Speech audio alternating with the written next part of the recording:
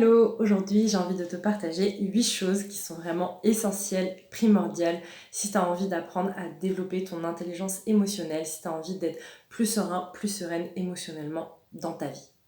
Ces 8 choses-là, je les ai vraiment apprises au fur et à mesure de mes formations, mes apprentissages personnels, mes processus personnels, des séances que j'ai faites avec mes clients. Et vraiment, c'est 8 choses que j'aurais adoré savoir il y a bien longtemps. Donc, si je te conseille de prendre un papier, un crayon, si tu as envie de noter certaines choses, ou alors d'enregistrer ces vidéos si tu veux y revenir plus tard. C'est parti. La première chose, c'est qu'il n'y a pas d'émotion positive et négative. Ça, c'est le truc de base. Je pense que tu l'as déjà forcément entendu au moins une fois. Et je le dis et je le répète, ça n'existe pas le côté positif ou négatif. Dans le sens où quand on juge une émotion positive ou une autre émotion négative, forcément, on va pas vouloir avoir envie de ressentir, de se dire ah ouais non ça c'est négatif, j'ai pas envie de ressentir le négatif parce qu'on n'est pas dans une société voilà qui nous apprend à accueillir nos parts d'ombre et à accueillir ce qu'il y a de négatif en nous. Donc moi je te propose de changer ces mots-là et d'intégrer dans ton vocabulaire plutôt des émotions agréables et désagréables. Comme ça t'évitera de te formater et de rester bloqué dans cette idée qu'il y a des émotions à ressentir et des émotions à ne pas ressentir.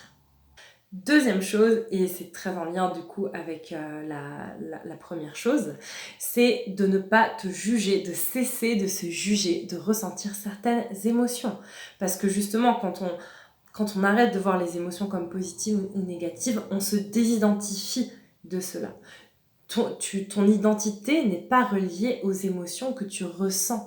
Arrête de te dire que parce que tu vas ressentir de la colère, tu vas être une personne colérique, parce que tu ressens de la tristesse, t'es déprimé, t'es dépressive, t'es dépressif. J'exagère un peu, mais c'est vraiment l'idée. Je pense qu'il faut arrêter de se juger, d'avoir des émotions. Et on n'est pas dans une société qui nous aide vraiment, on va le dire par rapport à ça. On se dit toujours qu'il y a un moment pour vivre ses émotions et que du coup c'est pas le bon moment et que du coup on squeeze, on se censure et du coup au final on revient jamais sur cette émotion. Alors qu'en réalité, je pense que c'est la société dans laquelle on vit qui est plutôt dysfonctionnelle et que sans partir dans des extrêmes qui mettraient tout à plat ou qui foutraient tout par terre, je pense que c'est important de te sentir légitime de ressentir telle ou telle émotion et surtout de ne pas te juger de la ressentir. Troisième chose, plus tu t'autorises à ressentir une émotion, plus elle passe vite.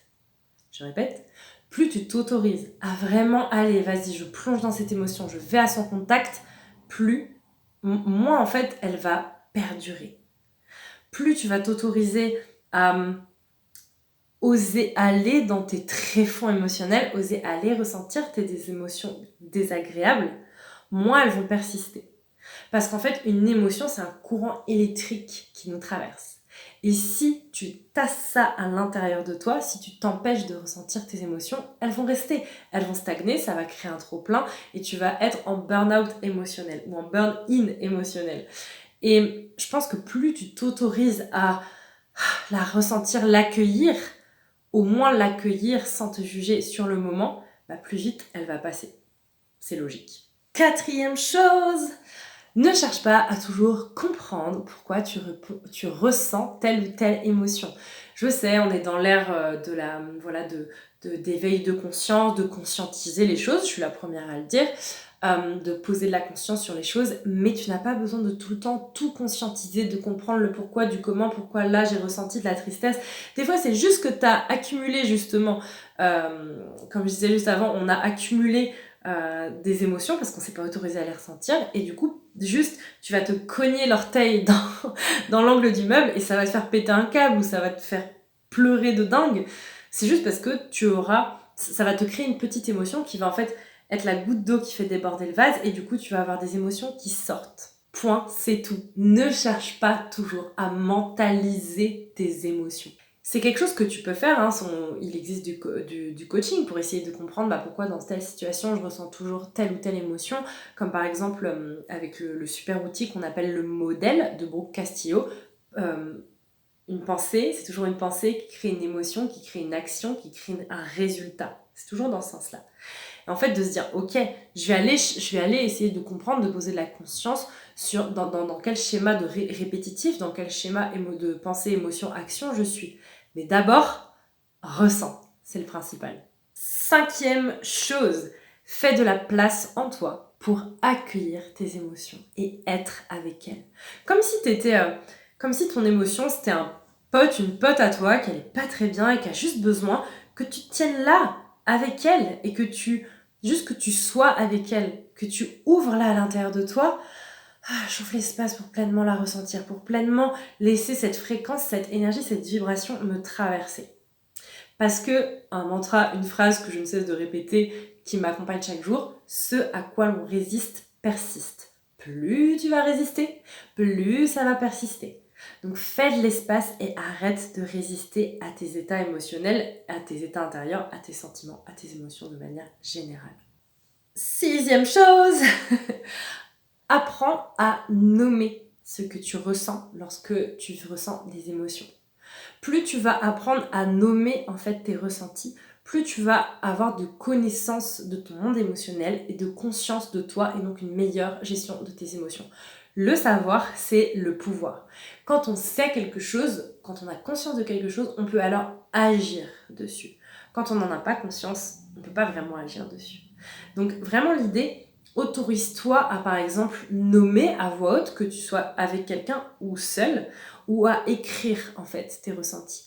Et plus tu vas vraiment chercher des mots, des manières de les exprimer, et plus tu vas réussir à faire sortir cela, il y a ce côté aussi thérapeutique, de faire sortir cela, et plus en fait tu vas te comprendre et avoir une meilleure conscience de ton monde émotionnel et aussi de qui tu es. Et plus tu te connais, plus tu as confiance en toi. 7e chose, plus tu vas faire cela, plus tu vas développer ton intelligence émotionnelle. Et plus tu développes ton intelligence émotionnelle, plus tu, on va dire, es un acteur, une actrice pour créer un monde meilleur. Parce que quand toi, tu es en capacité d'accueillir tes émotions, tu es aussi en capacité de mieux accueillir l'émotion de l'autre en face de toi.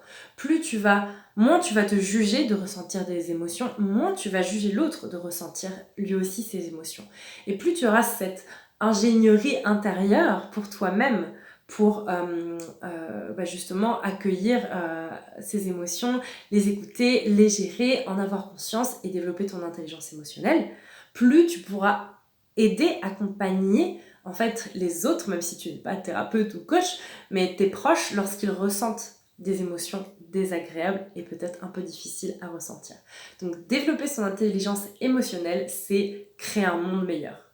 Et enfin, 8e chose, plus tu es intelligent, intelligente émotionnellement et plus tu peux être créative, plus tu peux t'autoriser justement à utiliser la puissance de tes émotions pour créer, pour manifester, pour être au contact de tes possibilités, de tes talents. Plus tu seras confiant, confiante et plus tu pourras t'expanser en fait dans ta vie et plus tu pourras réaliser de grandes choses. Parce que bien souvent, ce sont nos émotions et notamment l'émotion de la peur sont des obstacles à la réalisation de désirs, de rêves, de choses qu'on aimerait réaliser dans notre vie. Et plus tu vas aller comprendre et ressentir et développer cette intelligence-là, ce ressenti fin de toi et de tes émotions, et plus tu pourras réaliser de grandes choses et donc avoir une vie impactante et la vie que tu rêves, que tu désires, une vie magique et une vie épanouie.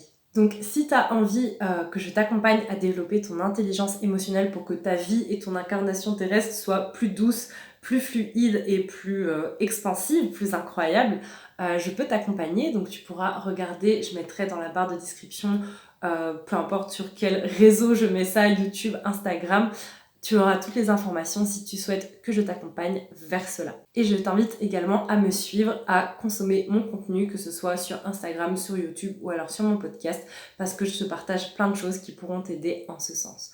Donc n'hésite pas à liker cette vidéo, à commenter, à me dire ce que tu as ressenti, s'il y a des choses qui t'ont vraiment plus aidé, s'il y a des points que tu as préférés que d'autres.